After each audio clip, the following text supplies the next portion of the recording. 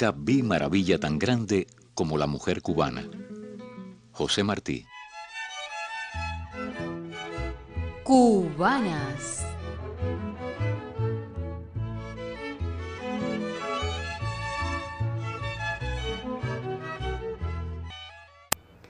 Mi invitada de hoy es pedagoga y está ligada profesionalmente al canal educativo de la televisión cubana desde sus inicios en el año 2002.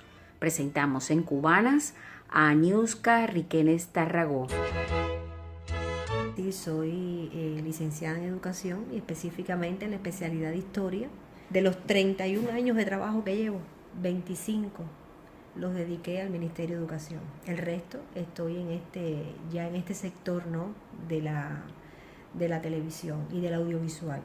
Estuve muchos años trabajando en el Ministerio de Educación, con una experiencia también de dirección de escuela, sobre todo en la enseñanza primaria, que fue donde más me desarrollé desde el punto de vista de la asesoría, de trabajar como metodóloga para este nivel de enseñanza. Pero a partir del año 2002, cuando comienza o antes del 2002, digamos 2001, cuando comienza la idea de crear un canal para la educación, empiezo desde el Ministerio de Educación a trabajar desde el Ministerio de Educación en la idea, en el contenido y en la manera en que la programación educativa escolar se iba a llevar a cabo, sobre todo para el nivel primario.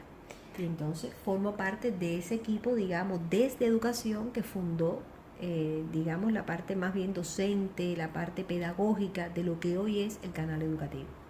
El canal educativo es un canal que se fue fundado por Fidel. La convocatoria de los profesores, de los maestros, de los asesores para conformar la programación de este canal. Yo supongo que tendrías alguna relevancia como pedagoga para que te convocaran a participar en esta idea muy loable. Sí, como no, yo tenía ya una experiencia primero como maestra, como profesora. Ya había impartido clases en la enseñanza media, me había desempeñado como metodóloga de un municipio, y después entonces había sido, ¿no?, metodóloga nacional del Ministerio de Educación, de ahí del organismo central.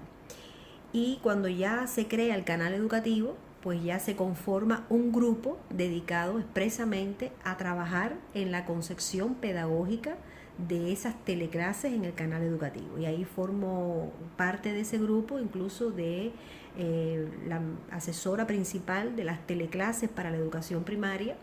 Y después, en el año 2008, pues ya se me da la tarea, ¿no?, de ser la directora de televisión educativa.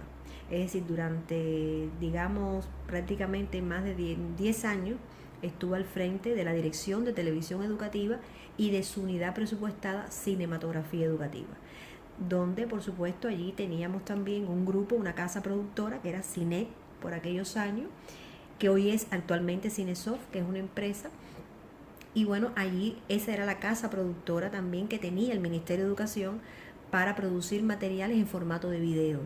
Es decir, que cuando ya en el año 2016 me incorporo a trabajar aquí al canal educativo, pues tenía una experiencia como asesora al frente del grupo de teleprofesores que se desempeñaban en la pantalla para la programación de televisión destinada a la educación primaria, pero también venía de dirigir un proceso de producción de audiovisuales destinados al Sistema Nacional de Educación. Es decir, que la tarea, aunque compleja, pero con puntos de contacto muy afín a lo que yo venía haciendo desde el Ministerio de Educación. Cubanas, el espacio que le invita a conocer cómo viven, cómo piensan las mujeres de esta isla. Cubanas. Conversamos en el programa Cubanas de Radio Habana, Cuba, con Aniuska Riquenes Tarragó, pedagoga de profesión y directora del canal educativo de la televisión cubana desde el 2019.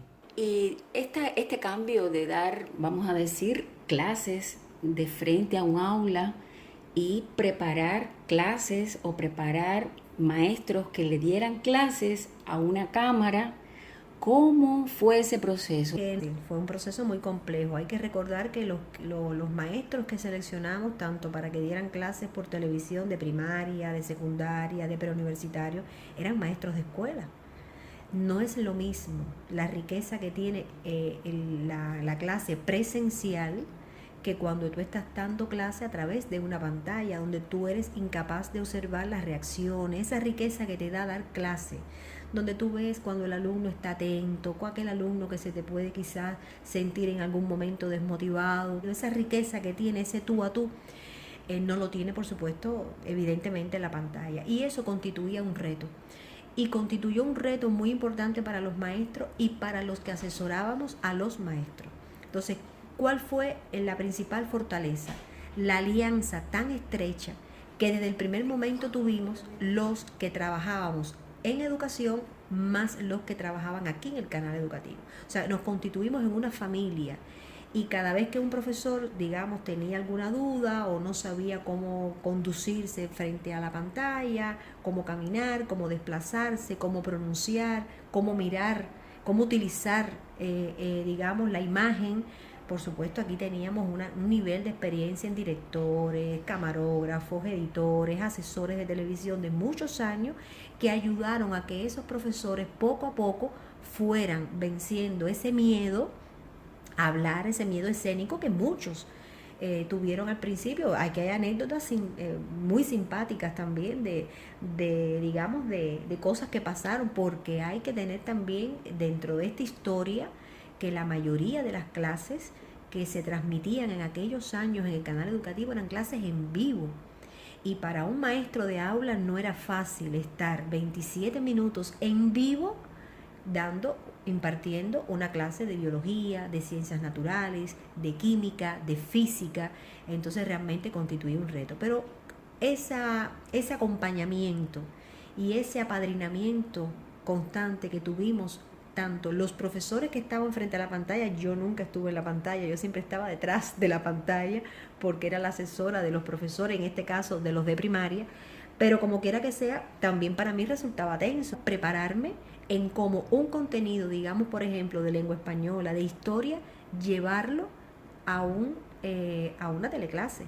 Y eso, la pedagogía tiene sus requisitos, sus exigencias, y el arte de la televisión tiene también sus exigencias. Entonces, cómo aquello se imbricaba y que no fuera, digamos, algo inefectivo, sino que realmente fuera atractivo, que lograra enganchar al estudiante y sobre todo entender lo que se estaba explicando. Pero eres la directora del canal educativo. ¿Cómo te llega la propuesta? ¿Cuáles son los retos que has enfrentado ahora a esta nueva responsabilidad, que es una gran responsabilidad además? Es una alta responsabilidad, es una responsabilidad que constantemente nos tiene preocupados y ocupados, porque es un compromiso grande. La propuesta viene, yo era la subdirectora cuando empecé en el año 2016, entro como subdirectora al canal educativo y se produjo un movimiento de promoción de la directora que estaba aquí y se me da la tarea, en tanto reserva, ¿no?, de la directora, de asumir la dirección del canal. Realmente ha resultado un esfuerzo tremendo. Primero porque es una alta responsabilidad, es un compromiso de velar por la calidad de la programación. Ese es el principal reto, la calidad de la programación, la satisfacción de los públicos y la insatisfacción constante con lo que estamos haciendo. Realmente nosotros nunca pensamos que el canal educativo está al 100% perfecto, que todo está perfecto, que todo marcha sobre ruedas. Hay mucho que trabajar todavía en términos de calidad de la programación, de satisfacción del público con lo que nosotros presentamos en pantalla. Hay mucho que todavía trabajar en el tema de la promoción. Tenemos que adquirir mucha más cultura de cómo promover nuestra programación para que nuestra programación llegue mucho más al público que es fiel al canal, pero que también capte la atención de otros públicos que no conocen suficientemente lo que el canal está proponiendo y que nosotros sabemos que es una buena propuesta para su formación, para su cultura general. Esa mujer con alma de flor. Agradecemos a Aniuska Riquenes Tarragó por su testimonio de vida para el programa Cubanas.